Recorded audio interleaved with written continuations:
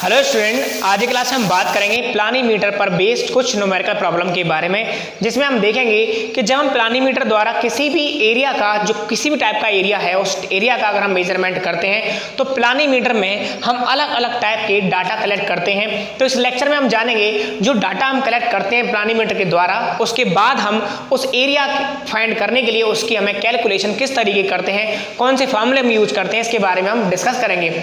आपने पिछला basic lecture देख लिया होगा, जो मैंने सबसे लेक्चर नंबर 1 बनाया था, उसको आपने लेक्चर देख लिया होगा, क्योंकि उस लेक्चर में हमने चाहे न्यूमेरिकल के आधार, न्यूमेरिकल के लिए हम चाहे कॉन्सेप्ट की बात करें, यहाँ पर कुछ इंपॉर्टेंट कांस्टेंट की वैल्यू के बारे में बात करें, कब पॉजिटिव लेते हैं, कब नेगेटिव लेते हैं, कौन सी वैल्यू दी जाएगी, इस टाइप की कुछ बातें हमने लेक्चर नंबर 1 में हमने की थी। उम्मीद करता हूँ कि वो लेक्चर आपने जरूर देख लिया होगा। तो चलिए करते हैं आज क्लास स्टार्ट, जिससे हम बात करेंगे न्यूमेरिकल प्रॉब्लम के बारे में। जैसा कि आप देख पा रहे हैं बोर्ड पर, यहाँ पर मैंने क्वेश्चन लिखा हुआ है। क्वेश्चन में क्या दिया गया है हमें कि एक प्लॉट का क्षेत्रफल एरिया प्लानीमीटर द्वारा ज्ञात करते समय निम्नलिखित आंकड़े प्राप्त किए गए। यानी कि हमने कोई एक एरिया मेजरमेंट किया है और उस एरिया मेजरमेंट के लिए हमने क्या किया है, कुछ डाटा हमने कलेक्ट किए हैं, जिसमें डाटा हमारा पहला डाटा है इनिशियल रीडिंग। तो इनिशियल रीडिंग यहाँ पर हमारी क्या होती है, आई आर। तो आई आर से हमने इंडिकेट किया इनिशियल रीडिंग को, जो कि कितनी दे रखी है हमें, 4.546 हमें इनिशियल रीडिंग देखी है। जबकि हम देख रहे हैं सेकंड नंबर पर हमें फाइनल रीडिंग दे रखी है। तो फाइनल रीडिंग को मैं लिख रहा हूँ एफ आर की इंडिकेट किया है मैंने, वो है 7.835। अब आगे हम बात करते हैं m की वैल्यू, यानी m हमारा जो कांस्टेंट है, मैंने आपको बताया था लेक्चर नंबर 1 में कि इसकी वैल्यू हमें गिवन होती है। तो ये हमें दे रखी है 100 सेंटीमीटर स्क्वायर। अब हम बात करते हैं कि फार्मूला कौन सा यूज करेंगे, प्लानीमीटर। अब यहाँ पर जो प्लानीमीटर मैंने आपको बताया था, प्लानीमीटर हमारे मेनली 2 प्रकार के होते हैं, एक तो एमस्लर पोलर प्लानीमीटर, दूसरा रोलिंग प्लानीमीटर, जिसमें हम ज्यादातर कौन सा यूज करते हैं, एमस्लर पोलर प्लानीमीटर हम यूज करते हैं, जिसके आधार पर हम ये जो डायग्राम आप देख पा रहे हैं, ये उसी का डायग्राम हमने यहाँ पर बनाया हुआ है। अब हम बात करते हैं कि इसके लिए हम एरिया फाइंड करने के लिए हम कौन सा फार्मूला यूज करेंगे। तो फार्मूला हमारा होगा ए एम ब्रैकेट में final reading minus initial reading plus minus 10n plus C. ये वैल्यू हम यहाँ पर देखेंगे। अब क्या क्या हमें दिया गया है उसके बारे में हम बात करेंगे। तो m की वैल्यू हमें दी गई 100, फाइनल रीडिंग हमारे पास है 7.835, जबकि इनिशियल रीडिंग है 4.546। अब यहाँ पर बात आती है कि जो n की वैल्यू है वो हम पॉजिटिव लेंगे या नेगेटिव लेंगे, क्योंकि आप देख पा रहे हैं इस टर्म के आगे लिखा हुआ है प्लस माइनस।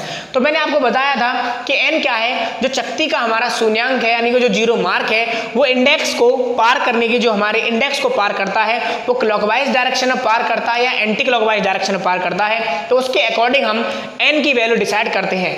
अगर इंडिकेटर को क्लॉकवाइज डायरेक्शन में, चकती का जो 0 मार्क है वो क्लॉकवाइज डायरेक्शन में अगर पार करता है, तो उस केस में इसकी वैल्यू हम +1 लेते हैं, जबकि एंटी क्लॉकवाइज डायरेक्शन केस में इसकी वैल्यू हम नेगेटिव के रूप में लेते हैं। तो यहाँ पर हमने देख पा रहे हैं, मैंने आपको बताया था कि n की वैल्यू पॉजिटिव लेंगे क्लॉकवाइज डायरेक्शन के लिए, जबकि n की वैल्यू नेगेटिव लेंगे यहाँ पर एंटी क्लॉकवाइज डायरेक्शन के लिए। तो यहाँ पर हम देख पा रहे हैं, क्वेश्चन में हम पढ़ते हैं, बोला गया है कि चकती के शून्यांक 0 मार्क ने इंडेक्स को एंटी क्लॉकवाइज डायरेक्शन में पार किया है। तो एंटी क्लॉकवाइज की वजह से n की वैल्यू हमारी क्या रहेगी, नेगेटिव रहेगी। तो यहाँ पर हम लेंगे नेगेटिव साइन लेंगे, 10 मल्टीप्लाई 1 नेगेटिव -1 वैल्यू हम यहाँ पर इसकी n की कैलकुलेट कर रहे हैं। अब बात आती है c की वैल्यू। C मैंने आपको बताया था कि C की जो वैल्यू है वो एक कांस्टेंट है, वो इस बात पर डिपेंड करता है कि हमारा जो एंकर पॉइंट है, अब एंकर पॉइंट कौन सा होगा, आप देख पा रहे हैं कि जो प्लानीमीटर है, इस प्लानीमीटर में यहाँ पर ये वाली जो आर्म है उसे पोलर आर्म कहते हैं, और पोलर आर्म के एंड पर यहाँ पर एक निडल पॉइंट होता है, जिसे हम एंकर पॉइंट के नाम से जानते हैं। अब जब हम एरिया मेजरमेंट करते हैं तो दूसरी हमारी आर्म है ट्रेसिंग आर्म। इस ट्रेसिंग आर्म के आगे एक ट्रेसिंग पिन लगा हुआ होता है। अब देखें, अगर हमारे पास एरिया बहुत ही छोटा है तो उस केस में हमें क्या करना होगा, एरिया छोटा होने की वजह से एंकर पॉइंट को हमें क्या करना होगा, बाहर रखना होगा, और ट्रेसिंग पिन को यानी इस एरिया के बाहर रखेंगे। एंकर पॉइंट को यहाँ पर एक वेट होता है, जिससे हमारी ये भुजा स्थिर रहेगी, एक जगह पर रहेगी, और इस ट्रेसिंग पिन को हम क्या करेंगे, इस एरिया पर हम चलाते जाएंगे और रीडिंग हमारे ड्रम पर, व्हील पर और चकती पर हम इसके रीडिंग कैलकुलेट करते जाएंगे। अब यहाँ पर अगर एरिया स्मॉल है और एंकर पॉइंट बाहर है, उस केस में हमारी सी की वैल्यू 0 कैलकुलेट करते हैं, जबकि अगर एरिया बहुत बड़ा होता तो उस केस में हमें इस एंकर पॉइंट को एरिया के अंदर की ओर रखना होता, तो उस स्थिति में सी की वैल्यू हमारी एडिटिव होगी और हमें गिवन होगी। जैसा कि आप यहाँ पर देख पा रहे हैं कि सी की वैल्यू सी बराबर 0 होगी कब, यदि anchor point is outside the area, anchor point हमारा एरिया के आउटसाइड है, जबकि सी की वैल्यू एडिटिव होगी जब anchor point is inside the area, कि अगर एरिया के अंदर है, जिस एरिया को हम मेजर कर रहे हैं, जिसका एरिया हम जिस क्षेत्रफल जिसका एरिया हम फाइंड करना चाहते हैं प्लानीमीटर द्वारा, उसी एरिया के अंदर अगर एंकर पॉइंट रखा जाएगा क्योंकि वो काफी बड़ा है, तब उस केस में हमारी सी की वैल्यू एडिटिव होगी। अब यहाँ पर देखते हैं, बोला गया है कि एंकर पॉइंट एरिया के अंदर है, तो सी की वैल्यू हमें गिवन भी है। तो यहाँ पर हमें सी की वैल्यू दी गई है 23.52। तो इतनी वैल्यू जो हमने यहाँ पर फाइंड की है, अब इसको हम अगर कैलकुलेट करेंगे तो देखेंगे हमारा आंसर कितना होगा। यहाँ पर हमारा आंसर है 7, यहाँ पर हमारी जो वैल्यू है उसको कैलकुलेट करते हैं 7.835 माइनस 4.546 माइनस 10 प्लस 23.52। ये जो वैल्यू आई हमारी, ये area equal to 100 multiply by 16.809 हमारी वैल्यू आई। तो जब मल्टीप्लाई कर देंगे तो आ जाएगी हमारी 1680.9 सेंटीमीटर स्क्वायर, जिसे आप अप्रॉक्सीमेटली कह सकते हैं 1681 सेंटीमीटर स्क्वायर। तो जो एरिया है वो हमारा आया 1681 सेंटीमीटर स्क्वायर।